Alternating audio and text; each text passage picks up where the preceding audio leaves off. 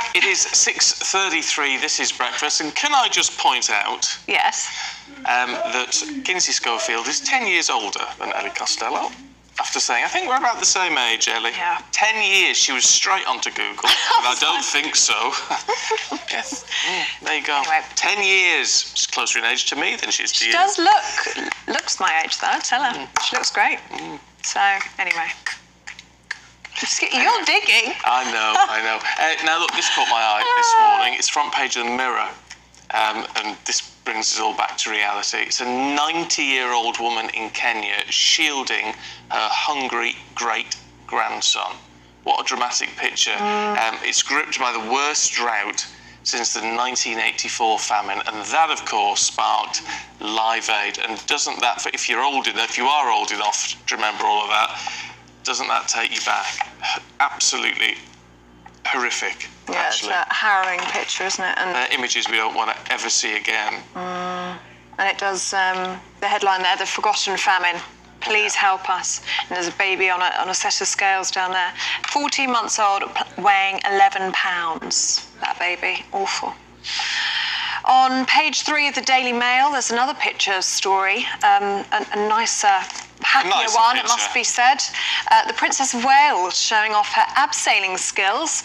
Prince William and Kate joined a Welsh mountain rescue team yesterday, celebrating their 60th anniversary. And doesn't she look great? Yeah, she does. Getting stuck in, which is good. It's scary abseiling. Yeah, she's got a smile on her face, as always. Yeah. Looks absolutely beautiful. Now, this is the weirdest story, I think, ever. It's on The Guardian, actually, and it's Black Sabbath, the ballet. There's one of the stars of the ballet, Sofia Linares. It opens in the Birmingham Hippodrome. If you're going to open the Black Sabbath, the ballet, anywhere, it's got to be in Brum, let's be honest. It's in September. It's tipped to be the world's first heavy metal dance experience. I bet it's... Would you fancy that? I don't know, but I was never a huge Black Sabbath fan, I've got to be honest. But nevertheless, I bet it's quite an experience. Talk about mixing genres, though. Yeah, I don't know if heavy metal and ballet really go hand in hand. Well, maybe. Yeah, it remains to be seen. These dresses are black. Yeah, it looks good. It looks good, on the radio. to be fair. And The Times showcases pictures on page 5 of key people with historic and important roles in the King's coronation. Baroness Benjamin is one of them. Yes, Floella Benjamin. Oh, yeah. Now you see, again, you're too young for this. Floella Benjamin, who used to present children's programmes on the BBC back in the day, Play School. And I met up with her a few years ago. In the House of Lords, and she held my hand. I turned into a 3-year-old. She held my hand, and I just said, "Could you say it, please?" And she just went, "Let's have a look through the round window." Aww. And she calls me one of her Play School babies. Oh, well, that's nice. She does. I mean, it's amazing. It's just when you meet her, you just turn into a child again. Ah. I was with my old colleague Gillian, and Gillian's a little bit older than me, and we just both turned into preschool children. Oh, she sounds lovely. She's amazing. You'll have to see if you can catch up with her at the coronation. Oh. You'll both be there. Love to. She's just one of the nicest. She was so lovely. I'll get her on the show. Oh, I love her. I love her. We'll work on that. That'll be nice. Yeah. Anyway, with us this morning, senior reporter at the newspaper, Benjamin Butterworth, and broadcaster Liz Kershaw. Good morning to both of you. Good morning. Morning. Liz, let's have a look at the eye, should we? Yeah, let's not forget that in Yemen there's been a famine some years now. Never gets reported at all. Why is that? How do they select? It's quite difficult to get into Yemen, isn't it? In order to report. People used to be, heroic, and foreign correspondents used to be brave, but now I'm not blaming them, but now, health and safety, there's risk assessment forms you have to fill in. People just start going, and so it doesn't get covered. The public is anyway. Yes, we're talking first of all this morning about NHS doctors who were caught up in Sudan. They're apparently not eligible for the flights. They haven't got British passports, have they? No, I can't understand. The angle is they're NHS doctors, and so they've got residency rights in the UK. They're not British passport holders, and so they're being barred from getting on the evacuation flights. And I was reading this, and there's some heartbreaking stories about a medical student who is in Khartoum with his sister, and they each spent $600 to get to the Egyptian border, and since then they've been unable to cross, so they're still stuck there. And then there's a story, Benjamin should be doing this, it's his paper, he edited it last night.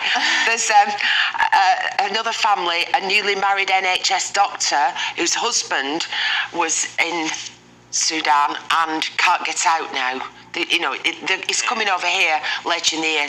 They're married in Sudan, and he's coming over here later in the year to get married, but he's there.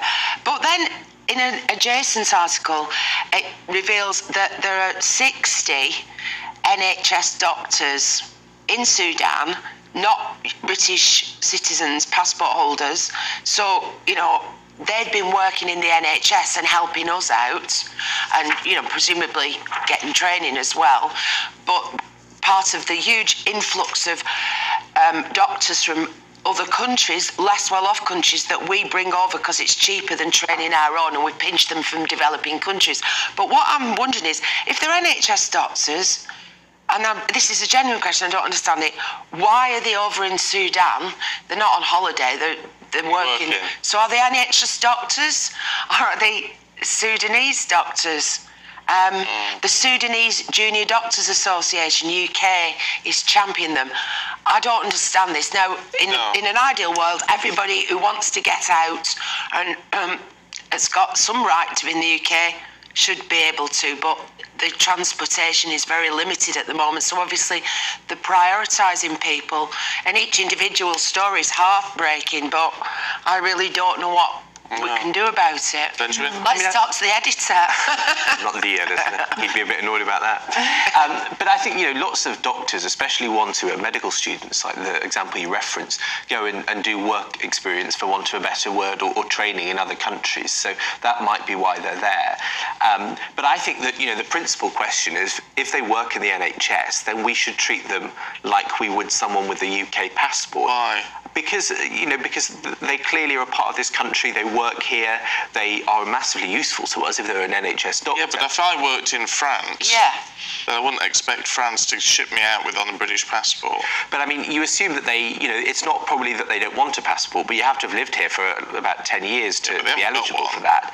I think that it is a mistake. I think it is ethically and morally wrong to not bring these people back that work in our NHS that are in such danger. It gives me flashbacks to when you had when the Taliban took Afghanistan again, and you had Afghans who had put their lives on the lines as interpreters. I think that's different. To help soldiers, and we did bring them back, but we were slow to help them. I think these people, if they work here, if they're doctors in our NHS, well, they're not working here though. They're working over there. But clearly they do at some point, because that's how they're NHS doctors. Why? But that means they've saved British people's lives, but they're and I think citizens Britain owes them. But they're citizens of some country over there. Sudan. Are they all Sudanese? Yeah. But if this is where they live, if this is their normal home, if they're just there on a placement, for example, or doing some charity work, I would say that we have a moral responsibility. I think I just question whether we'd be as sympathetic and willing to highlight their plight if we weren't romanticising the NHS again. If these guys were poor Liverpudlians, I remember Ev Weeder's MP, if they were poor manual workers who were trying to get out of Sudan and had some kind of status in Britain, would we all be? No, is the answer to that. No, thank you. No. Well, the government has said basically that the window is very, very limited. I mean, we're talking about a 72-hour ceasefire. So their priority is obviously going to be citizens, and then it's going to be embassy staff and citizens, isn't it? So that's their reasoning. Yeah. Well, it's an interesting one. Let us know what you think. It's definitely a blurred line. What's not a blurred line is in the mail, Benjamin. Hooray! Scrap tax. It's good for the economy. Well, you say hooray. I don't think it's going to happen, or not yet. But the Daily Mail, it's scrapping taxes and Eurovision. So two things that I suspect excite you. So there is. Oh no, he likes Eurovision. I took a random guess at that news. So the Daily Mail has this campaign to get rid of what they call the tourist tax. So in 2019, Rishi Sunak put 20% VAT that other people. It's not all tax then. It's what, sorry? Not all tax they want to scrap.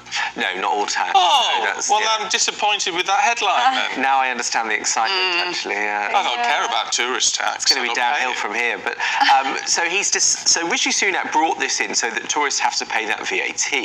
And the Daily Mail is making the campaign that, and in this case, it's the CEO of Knightsbridge Partners, which is a big business firm, saying that when tourists come to this country, they're not travelling around the rest of the country. They're not going to Oxford or Cambridge or Edinburgh, the kind of popular tourist sites, because they're not getting the tax benefits that they used to before this.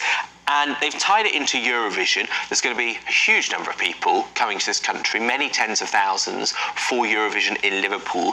And they're suggesting that those tourists are going to spend a lot less because of the VAT implications that were changed when Rishi Sunak was Chancellor. Really? Do you think that's the case? I don't think that's the case, no. But the Daily Mail does think that's the case. And look, the argument they're making is one that the economy would be better off, so that if you got rid of this VAT cost, but then people would spend more, that we'd be better off and that businesses would be better off. So, while I wonder whether it affects whether someone would come here in the first place, I think there's probably a valid argument to say that there is, but how many people, when we've all gone abroad at various points, how many times do you think, I'll buy that, I'll claim the tax back on that when I get home?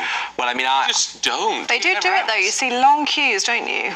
When you get to the airport and stuff, people queuing up and getting. Apparently, people are going to Paris to buy the Louis Vuitton and Gucci. Oh, it must be nice. I know. When I finished in my charity shops, I'll be going there myself. Yeah, but that's the idea, isn't it? That would promote, this Knightsbridge business. It's Harrods, isn't it? It's people. They want people to spend their money in Harrods. Yeah, exactly. I mean, look, I go on holiday to countries that sort of have all had wars or famines in recent history. That's my kind of travel. So I don't know that I'm looking at claiming back taxes on my holiday. You do have to go to Bicester Shopping Village, though, in Buckinghamshire, to see people with huge numbers of carrier bags, and they were in coaches there, and they've had to build Chinese tourists, extensive car parks, and people specifically go for the designer brands, don't they? Well, they do, but that's not slowed down recently. You go there, don't you? Yeah. Oh, do you? Oh, yeah. It's nice. It's lovely to have a wander around Bicester Village. Never buy anything, because it still costs a fortune, even with a discount. But it's nice to wander around and look as if though you might buy something. I bought a sandwich at Pret. Oh, did you? Yeah. Well, there you go. But no, I don't buy anything there. But it's full of. It's always full. Yeah, it's true, and people spend a fortune, don't they? Liz, should we have a look at the Mail? And we're talking about slow marches, because this has been kicking off this week, hasn't it? Just Stop Oil slow marching around London. Yeah, there's a new law, and I think this must be win the prize for the hardest law to implement ever.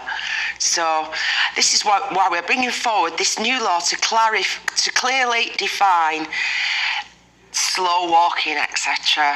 So do you have a pedometer? I know what they're talking about, because people are, instead of lying down in the road or gluing themselves to something, they're just walking very slowly through London. So they can be now arrested and charged for that. But making a public nuisance or something. They are, but how do you define and prove slow walking? I mean, so they stop you walking below, say, I walk really fast, but so I'm trying to work out what slow walking would be, Yeah, but surely they don't have to define a speed. If there's a whole group of people walking down a road very slowly, if they're blocking the road, if they're in the middle of the road, So that's the thing. They're obstructing. So, but the speed of the gates, I think, and then they say, oh, you can't walk slowly. They say, okay, we'll walk like this, and then it'll be like the ministry of silly walks. But if they're walking slowly down the pavement, it doesn't matter. No, so I don't see it's such a big deal. Mind you, they'd be easy to catch. Yeah. Yeah, some fat copper with a donut rounded them up. Yeah. I like this. Sorry, go on. They are going to have to get a grip of this, though, because Just Stop Oil have said they're going to do it every single day. They're not going to stop. I mean, there'll be a slow march every day. People have jobs.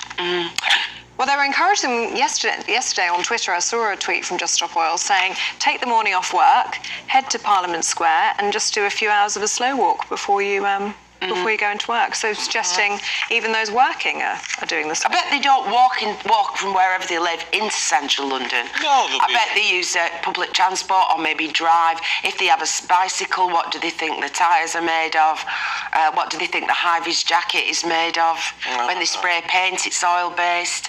Yeah, but I don't think people that think that fundamentally and institutionally that the way the world works is built in the wrong way and that it's unsustainable. The fact that they live in the system that it is doesn't mean that they are hypocrites for that situation when they're advocating to change it, right? So if they use things that are bad for the environment because that's the only way we can do things, well, that's why they're advocating to change it.